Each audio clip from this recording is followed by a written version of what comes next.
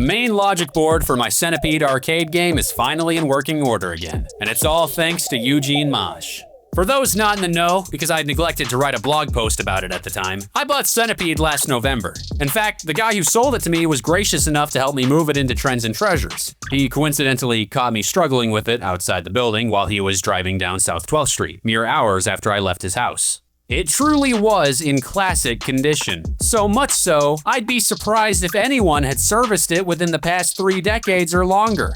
Once upon a time, this cabinet was in the care of D&P Vendors of Waverly, Tennessee. A fun fact that I discovered based on an original tag lingering on the Regulator Audio 2 board. The company was established in 1976. I knew something was wrong before even taking the thing to Trends and Treasures, because I couldn't move the Archer left or right, only up and down.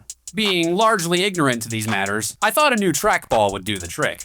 Well, it didn't, so I sought assistance from the Arcade Game Repair Help Facebook group. While Eugene Mosh was one of many wonderful people who provided insight, it was another contributor behind the YouTube page Smeartron who gave me a clearer idea of what was wrong in the first place. There were a couple of Hex Schmidt triggers, specifically 4584s, partly responsible for interpreting inputs that were likely at fault in this scenario. His video was extensively detailed and therefore immensely valuable to a newbie such as myself. He also identified a triggered flip-flop 74LS chip that could be the culprit, considering it too had some effect on the controls. Now, in the past, repairs have often been my downfall when it came to operating arcade games. I sold both WrestleMania and Target Terror, the latter of which was my favorite title of all time, due to never quite cracking what prevented them from functioning. Perhaps foolhardily, I vowed not to let something like that happen again. So I got it in my mind that I'd be Mr. Fix-It this time around.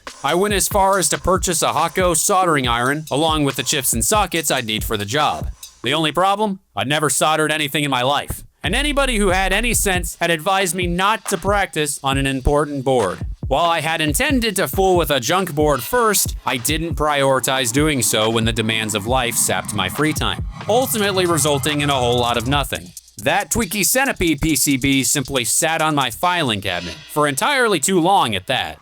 Eugene Mosh from day one had let me know he could doctor my board. Even so, I had some pride wrapped up in this. Every grown man I know can just fix things when they break, whereas I usually can't. I didn't want to be useless my entire life, especially when the most knowledgeable people in my chosen field were literally dying out. What if no one else bothered to take up the mantle? By February, however, I realized that I wasn't going to make anything happen anytime soon.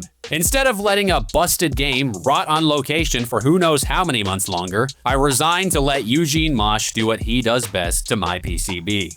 A few Facebook messages later, good old Centipede was on its way to Missouri. And believe it or not, it was on its way back to me just a couple days after that. That's right, Eugene Mosh identified the issues and nipped them in the bud in record time. In retrospect, I should have gone to him from the very beginning. Said issues included the input chips that I myself had intended to replace, plus the pokey chip, the failure of which resulted in audio glitches whenever the spider appeared on screen. I had to replace the big blue capacitor here in Kentucky to ensure no other issues cropped up in the near future. All in all, I'm more than satisfied with Eugene's work, so I highly recommend contacting him if your classic coin-op pieces are acting up. He has my utmost gratitude for bringing Centipede back to life at a reasonable price, $152 flat, including shipping. If I learned anything from this experience, it's that life really is pay to win when you're lacking expertise. I certainly didn't learn how to maintain an arcade game, so yeah, I just thought that was worth mentioning. You can play Centipede right now at Trends and Treasures in Murray. It's a fantastic Atari release that absolutely deserves your attention.